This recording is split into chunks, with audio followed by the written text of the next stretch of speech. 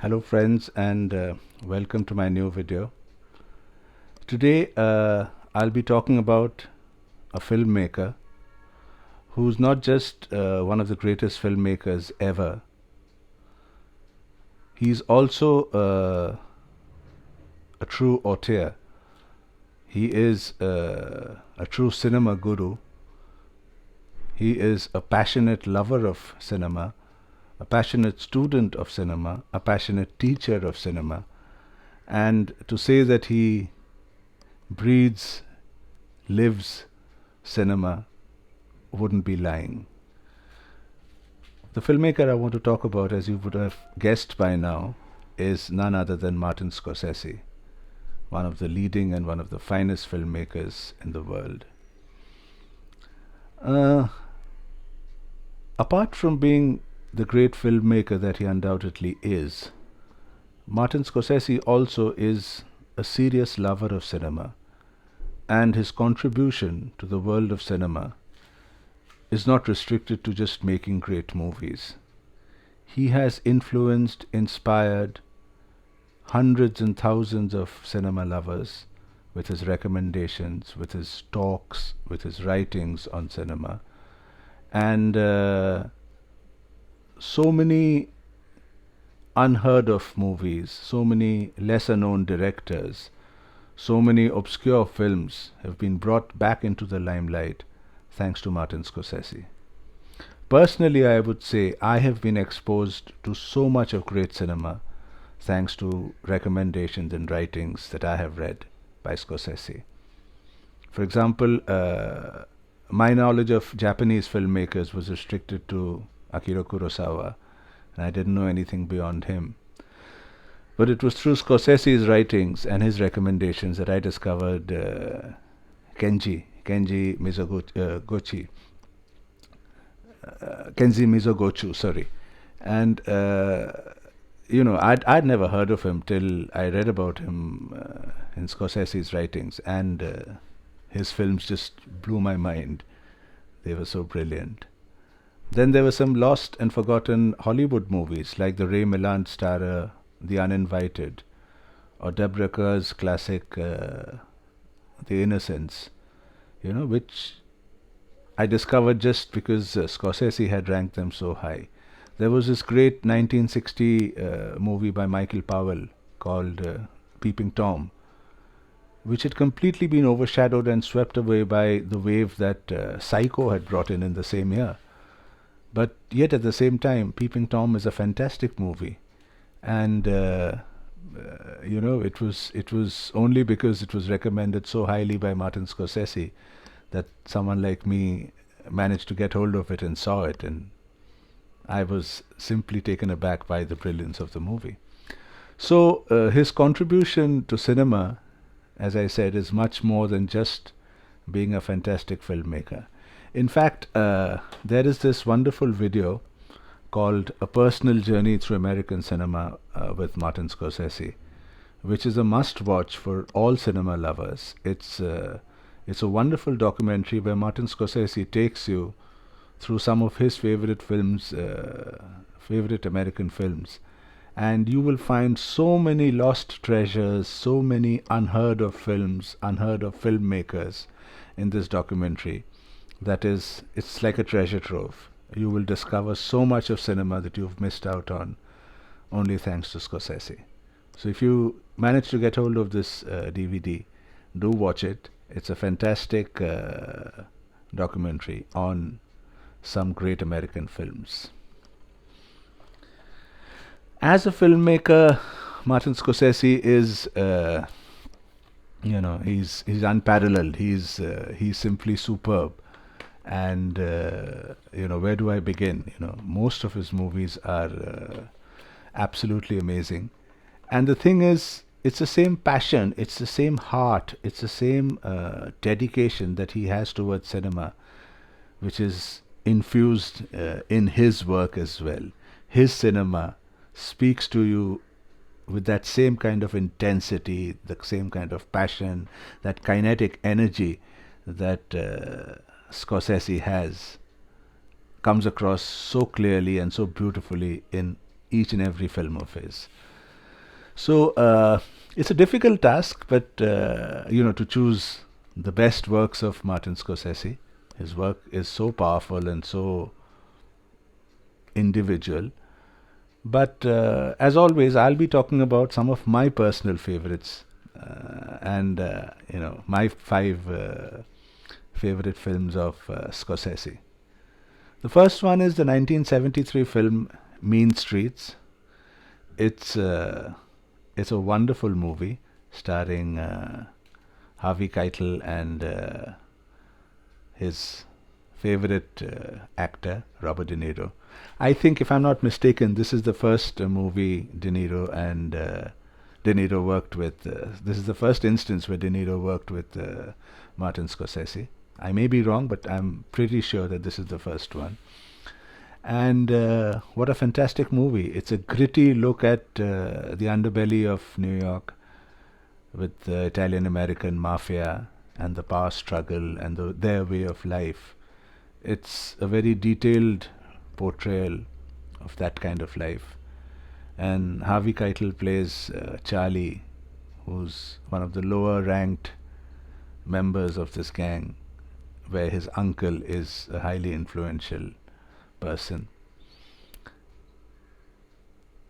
It's a fantastic movie, and De Niro plays this role of the completely deranged and over the top Johnny Boy, and you know that trouble is brewing. You know from the beginning that Johnny Boy is going to go over the line at some point in time or the other, and all hell will break loose. And that's exactly what happens. And it's a fabulous, fabulous film, Mean Streets. It's one of the first depictions of that kind of life in a Martin Scorsese film. The underworld and the mafia and the Italian-American association. And what a superb beginning this was to the kind of cinema Martin Scorsese is so firmly identified with. Mean Streets, don't miss it. The next movie I want to talk about is a 1980 film, and it's perhaps one of the greatest performances ever put in cinema by Robert De Niro, and one of Scorsese's great works, Raging Bull. Raging Bull is the story of the real life story of the middleweight boxing champion Jake LaMotta, and Robert De Niro puts in a fantastic performance as Jake LaMotta, a boxer who was a total winner inside the ring and an absolute loser outside the ring. And what a performance he puts in, an absolutely magnificent performance. Rumor has it that he put on about 55 pounds to essay the role of the later Jack LaMotta, who grows old and out of shape and things like that. But overall, what a movie and what a performance. It's shot in black and white to give that semi-documentary feel that the movie has. It's one of Scorsese and De Niro's best work together, Raging Bull. The next movie I want to talk about is simply the greatest gangster film ever made. I don't think there can be any doubt that Goodfellas is the best gangster film ever made. I don't think anything more needs to be said about it. Ray Liotta, Joe Pesci, Robert De Niro, they star in a movie which is an absolute landmark and benchmark on how gangster movies are to be made. It's almost an effortless movie by Scorsese. He is so at ease in dealing with the genre. He is so at ease, so at top of his game while making this movie that nothing really can be faulted in Goodfellas. It's one of the greatest movies ever made, one of the great performances by Joe Pesci, as well as the other two, Ray Liotta and Robert De Niro. Goodfellas by Martin Scorsese. The next film I want to talk about is very, very different from the kind of cinema we associate Martin Scorsese with, which is the action-packed, hard-hitting, raw, gritty, Italian-American gangster kind of movies. It's not at all like that. It's a story of a woman and her journey in life. It's called Alice Doesn't Live Here Anymore.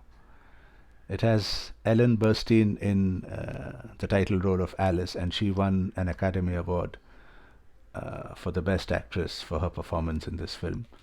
And it's a beautiful movie. It's a movie about this woman who becomes a widow suddenly when her husband dies in an accident. And she moves on from New Mexico to Arizona in her quest to become a singer, in her quest to live her life along with her young son. And it's a movie about her journey, about her life, and it's so beautifully made. It's a movie with so much of heart and so much of emotion in it. And it's very, very different from what Martin Scorsese is associated with normally. In fact, this movie came right after Mean Streets. So just another example and another reminder that Scorsese is not just a unidimensional filmmaker, but he is a true master if he can make a movie like Alice Doesn't Live Here Anymore. It's a beautiful movie. Do watch it. You won't be disappointed. You'll be exposed to yet another side of Martin Scorsese's great persona. The last film I want to talk about is perhaps the pinnacle of Scorsese as a filmmaker and Robert De Niro as an actor. Whether it is Scorsese's direction, De Niro's acting, Paul Schrader's brilliant screenplay, or Bernard Herrmann's superb jazz score, in fact his last score before he passed away. But all those things put together make this movie to be truly one of the greatest American movies ever made, and definitely, as I said, the pinnacle of Martin Scorsese and Robert De Niro's association. It's none other than Taxi Driver. And if ever there was to be the almost perfect portrayal of urban alienation, isolation, and the traumatic effects of war, no better film can be found than Taxi Driver. For those rare few who haven't seen Taxi Driver as yet, it's about this Vietnam War vet called Travis Bickle, portrayed by Robert De Niro. And he bears the scars of the psychological trauma of the war. And he's an insomniac, he can't sleep. And so he drives night taxi in New York.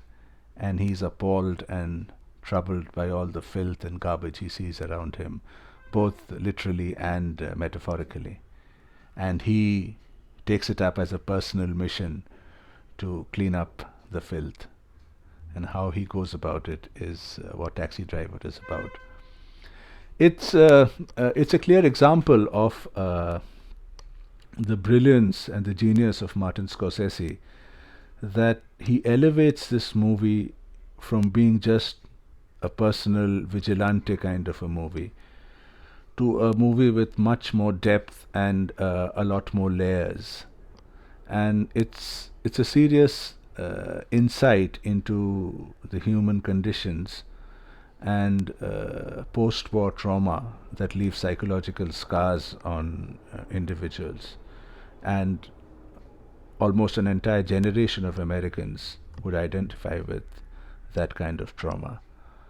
And it's an absolutely superb movie, and perhaps if someone held a gun on my head and asked me to choose one Scorsese movie that I could pick and take with me to my desert island, this would be the one.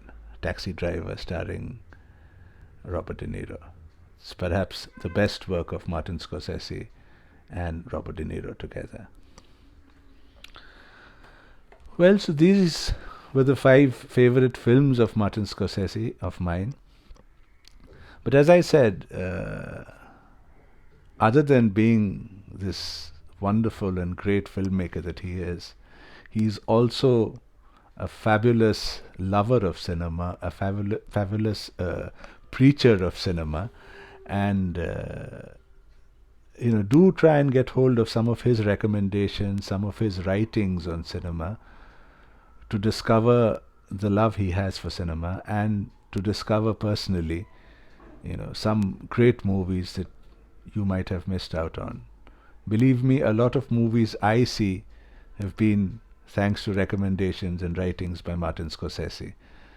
So if you are a true cinema lover and are always on the lookout to watch classic movies that you might have missed out on or never heard of, do follow Martin Scorsese regularly through his write-ups, through his talks, through his discussion on cinema. That's it for this week. Hope you enjoyed this episode. Hope you will discover Martin Scorsese in a new light after this video. And until the next time, bye for now.